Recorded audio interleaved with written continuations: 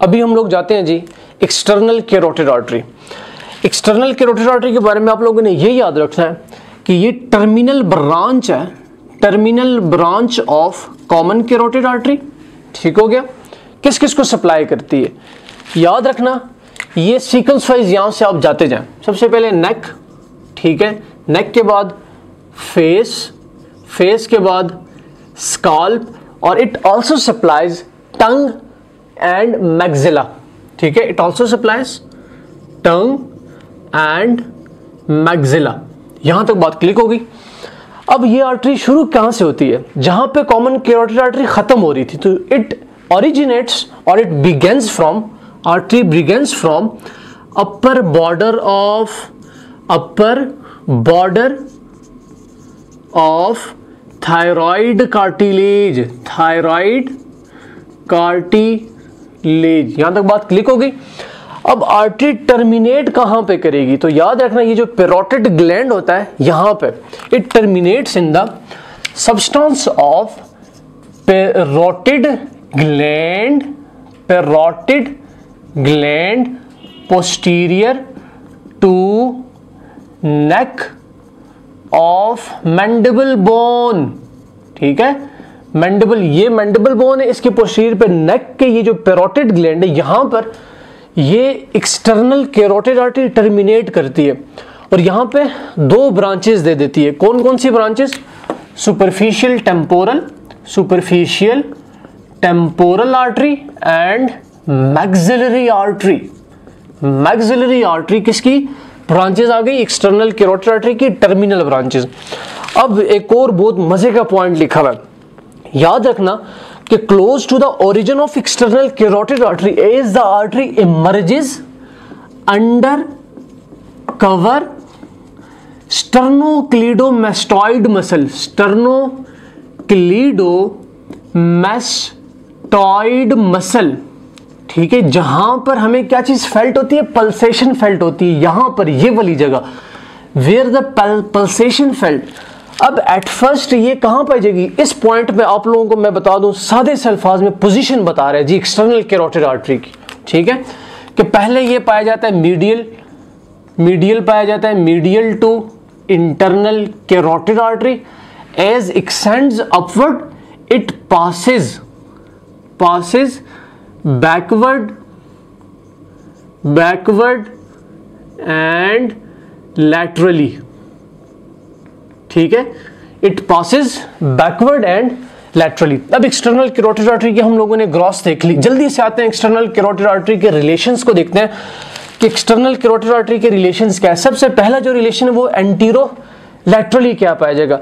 अब हर जगह हम लोग बड़ा स्टर्नोक्लीडोमेस्टॉइड करते हैं, इसका एंटीरो लैटरली जो anterior border of sternocleidomastoid muscle है ना जी, वो इसी आर्टरी को ओवरलेप करेगा। Anterior border of sternocleidomastoid muscle overlaps this artery, external carotid artery. Click होगी। अब एक और चीज याद रखना जी, हाइपोग्लॉसल नर्व, हाइपोग्लॉसल नर्व इसके एंटीरो लैटरली पाई जाएगी। Posterior belly of digastric muscle, posterior belly of digastric muscle, इसके साथ साथ स्टाइलोहायोइड मसल, स्टाइलोहायोइड मसल।